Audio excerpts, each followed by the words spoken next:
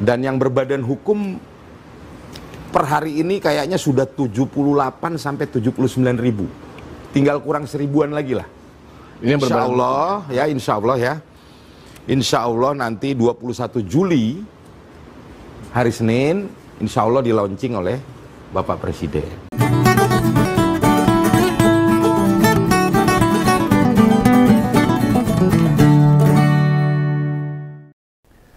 Ya, Om Begawan setelah lama nggak ngomongin koperasi desanya Budi Ari, sekarang Om Begawan pengen balik ke situ lagi. Apa sebabnya? Ini berhubungan dengan masyarakat masalahnya.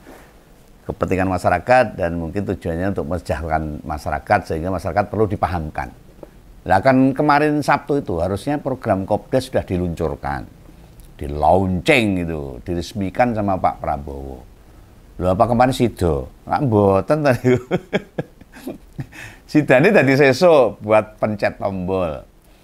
Nah, Kopdes Merah Putih beroperasi dan kejadian ini makin memperlihatkan betapa diragukannya kepiawaian Ketua Projo menjalankan perintah kepala negara.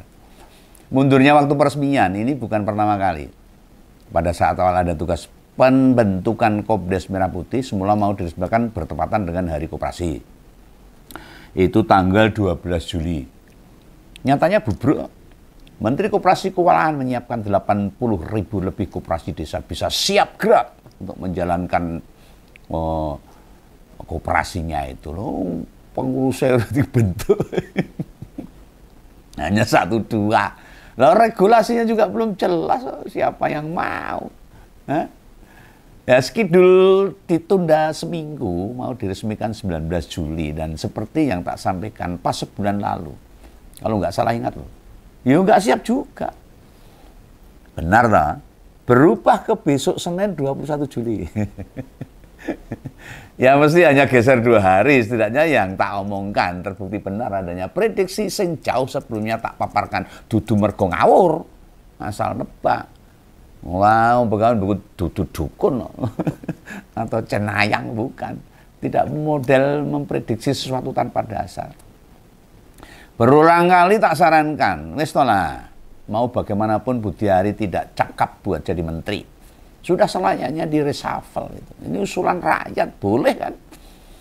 Salah satunya, ya nyiapkan kayak beginian, wis dibantu banyak kementerian, faktanya meleset. Naik saja wamennya Bung Ferry Juliantoro, yang lebih kredibel. Dia memiliki rekam jejak di berbagai sektor ekonomi loh. Baik sebagai peneliti maupun komisaris perusahaan. Itu modal yang mumpuni buat bagaimana memajukan koperasi desa. Oh, relawan menjadi menteri koperasi.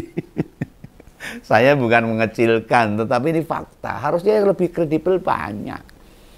Om Begawan si mudeng nih, dipertahankannya bekas menteri Kominfo yang banyak meninggalkan masalah. Disengaja sama Pak Prabowo biar rakyat tahu. Kapasitas para pendukung dan relawan Jokowi itu kelasnya memang kelas relawan, bukan level policy maker.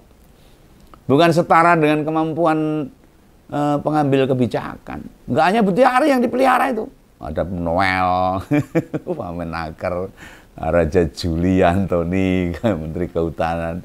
Lalu juga beberapa pejabat yang berasal dari Jokowers. Jokowi lover itu, yang masih bikin Om Begawan bimbang itu.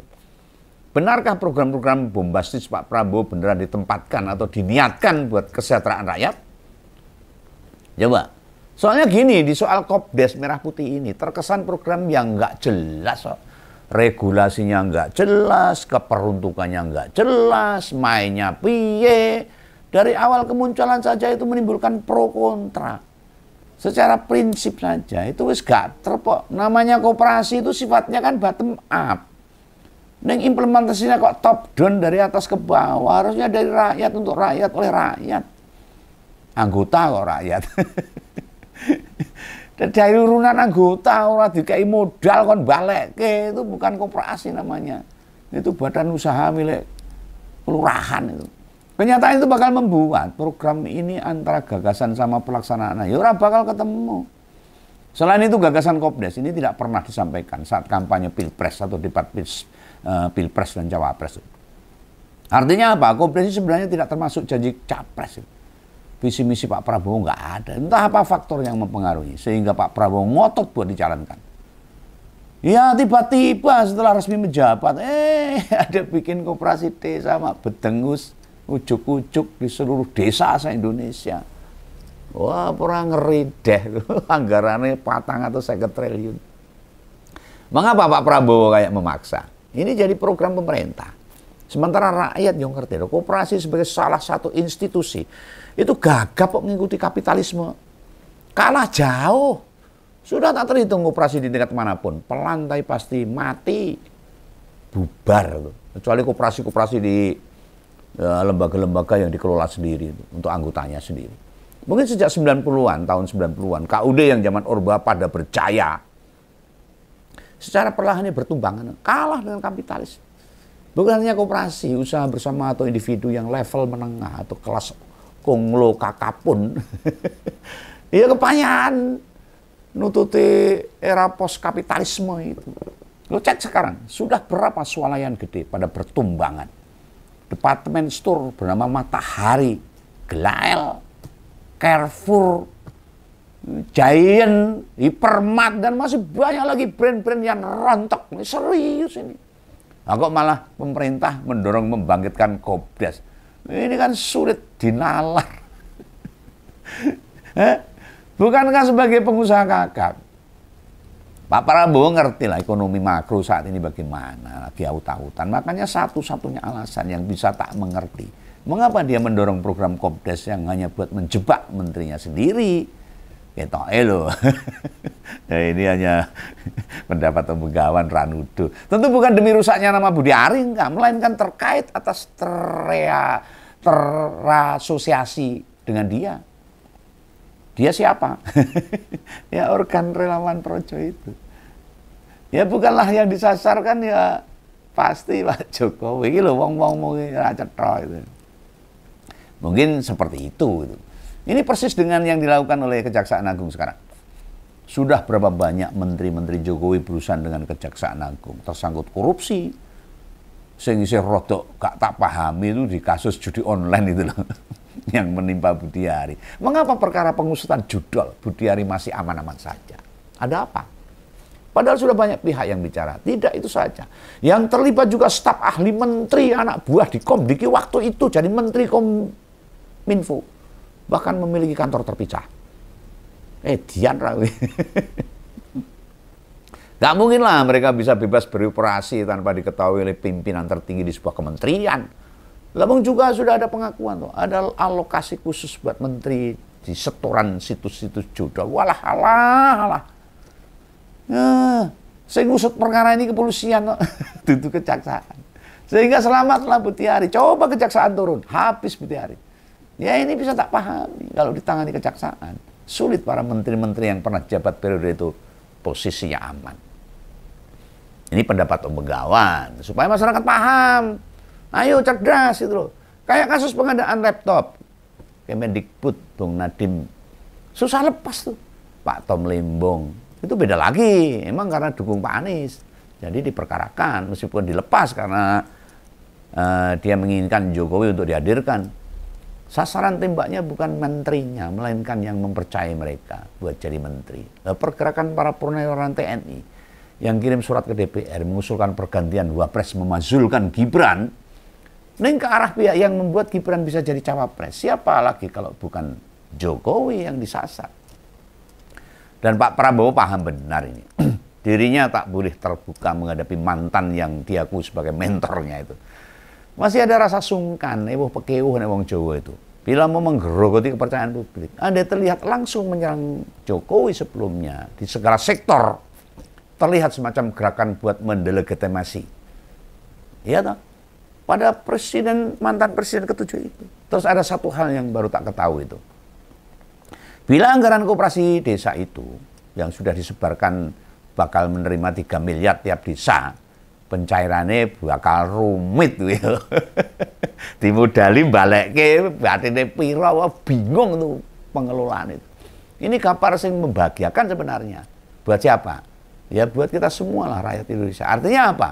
Uang tabungan rakyat yang disimpan atau ditabung di bank gak gampang diserahkan gitu aja pada koperasi desa. kata Menko Pangan tuh Pak Zulkifli Hasan itu. Kopdes bisa mencairkan anggaran kalau Kopdesnya sudah terbukti untung. Nah, untungnya piye? Oh, ini bakal gayang ini koperasi desa ini. Maka hati-hati, orang-orang yang mungkin sudah berharap dapat gawean di koperasi desa ya bakalan ngaplo. Jadi jangan berharap banyak. Mungkin pihak Himbara, Himpunan Bank BUMN yang diminta menyediakan dana pendukung Kopdes, kan yang ngajukan negosiasi.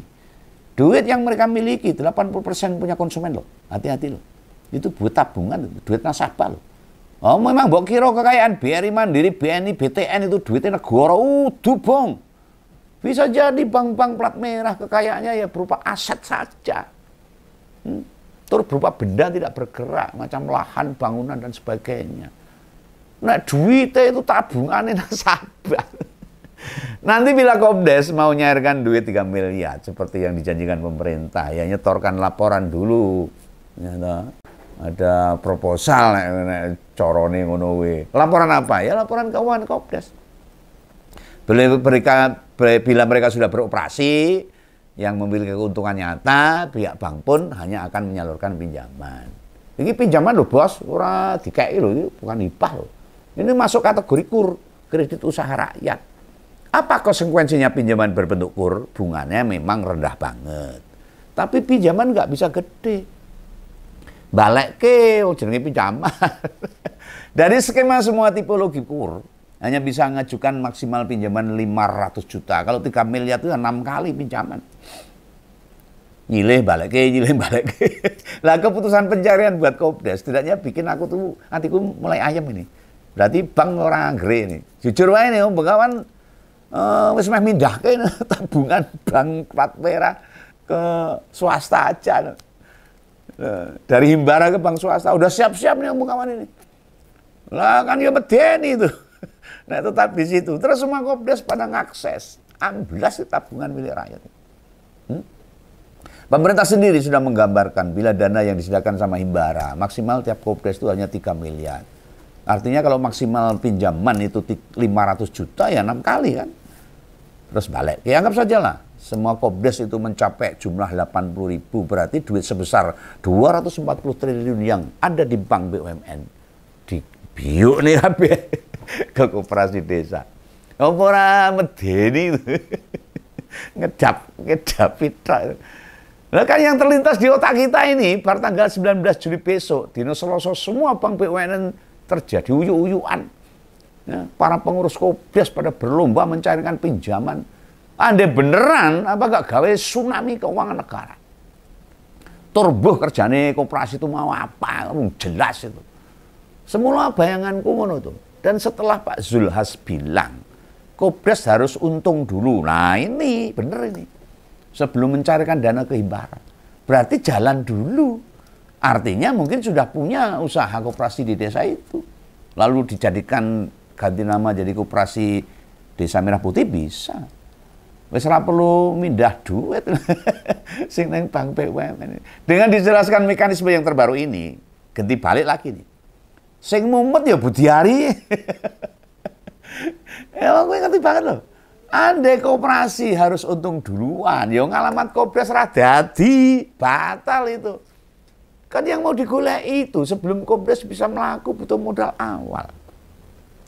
Nanti modal awal dikai modal rugi malah entek duitnya loh. Bila pemerintah nggak cawe-cawe, modal koperasi dari mana? Bisa sih dari dana ADD atau alokasi dana desa. Hanya mengandalkan dana desa, berarti koperasi baru bisa jalan tahun depan. Dana desa dibuat koperasi dulu ya, cilik-cilikan, dodol kerupuk, nggak pabrik apa gitu loh. Kalau sudah untung baru bisa berhubungan dengan pencairan dana koperasi Merah Putih, dana desa, koperasi Desa Merah Putih. Lalu baik tahun ngarep Budiari keburu diamuk sama presiden. Masa Kopdes begegek gak bergerak dan melakukan aktivitas sama sekali ya repot loh. Wah, masih gembar-gembor kayak bluk. Padahal badan hukum serta pengelola sudah dibentuk. Mereka juga wis untuk pelatihan juga itu. Bagaimana sama rakyat? Warga desa yang mau mengakses ke koperasi desa. Tunggu setahun lagi. Tak pastikan dengan proses pencairan dana himbara yang mewajibkan ada keuntungan terlebih dulu di Kopdes, institusi ini gak akan jadi apa-apa. Persis sama kayak BUMDes, Badan Usaha Milik Desa. Gak akan mengubah nasib warga desa. Ya hanya 1, 2 yang kepala desanya hebat. Kayak kepala desa Huhu apa yang berhasil tumbuh besar dan menguntungkan. Nah ya, satu kabupaten atau satu kota, satu koperasi desa Merah Putih yang sukses itu sepertinya loh. Kok ya berharap banyak itu menghayal aja. Setiap provinsi itu ada 10 Kopdes yang beroperasi normal terus menguntungkan warga desa. Wih, gue sampai banget. Sekarang gini baiklah. Yang besok mau meresmikan Pak Prabowo, koperasi desa di desa Bentangan Wonosari, Klaten itu pasti wis ada cikal bakalnya, wis apik itu yang di Klaten itu. Gak mungkin itu koperasi yang beneran baru diinisiasi sama orang-orang baru juga. Enggak, itu udah jalan lama itu. Tinggal mengajukan tambahan modal usaha 3 miliar. Nah, perlu langsung 3 miliar. Beberapa usaha desa yang maju itu ya memang kebetulan punya potensi yang beda sama desa lain. Sedang yang kebanyakan ada di desa atau kelurahan kita tidak punya potensi signifikan untuk mengoperasikan koperasi itu sendiri. Nek nyimak omongane wong dhuwuran sana pusat, kaya penak wae celup blangblung. Nanti Kopdes bisa buka toko, melayani kebutuhan warga. Wah, untungnya bisa 1 miliar. Alah. Kulaan bisa langsung ke produsen katanya. Kayak jadi pengecer gas dan kulaan minyak bisa berhubungan ke Pertamina. Kok enak men, gampang men kita. Kulaan beras ke Bulog, dodolan gula lobby ke PTPN. Loh, pertanyaan pertama ini, apa wong Kopdes mudeng mekanisme nih? Iso gampang nyasar ke sana itu. Kedua, apa bisa kulaan hanya modal stempel Kopdes? Wah, angel bong. Ketika Anda dituruti, apa kulaannya mau 10 sampai 20 liter minyak atau puluhan kilo beras? Arep nang Bulog nang Pertamina ra mungkin. Kulaan sing sumbut ya sekalian ukuran tontonan dan ribuan atau bahkan belasan ribu liter. Pertanyaan selanjutnya, mau ditaruh di mana barang-barang itu? Kalau tontonan ribuan, apa Kopdes sudah punya gudang itu? Mau ditaruh begitu saja di gudang desa? Bubaran barangnya. Rawan rusak pangan raya, hudanan, nggak diurus dengan benar. Loh, gimana pengelola Kopdes bisa gerak? Nek honor mereka juga belum jelas bakal diterima dari mana, berapa. Dan nantinya nasib Kopdes ini persis sama program 3 juta rumah. Nggak akan diandalkan sama presiden. Setelah launching, wis gak akan disenggol-senggol lagi. Dan tinggal Budi Ari dipusingkan dengan urusan kayak beginian. Dan layak direshuffle. Oke ya, jangan salah paham, jangan marah. Ini usulan Begawan, salam Begawan, salam ngompol. Dadah.